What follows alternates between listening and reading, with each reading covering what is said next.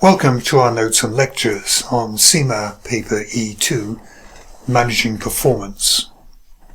This is a managerial level paper.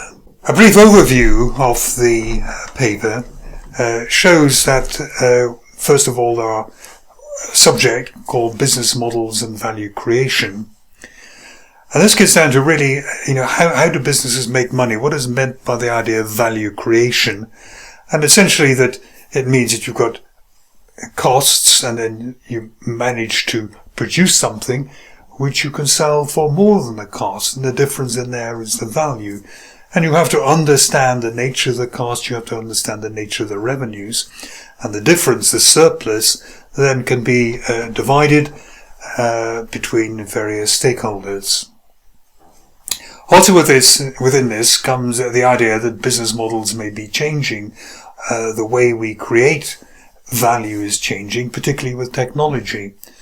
And there are certain disruptive technologies that make very rapid, unpredictable changes to how businesses must trade, and indeed may put at jeopardy, in some cases, the business's ongoing existence. Second part of the syllabus deals with managing people and their performance, recruiting, training, appraising, motivating, for example. And finally, there is managing projects.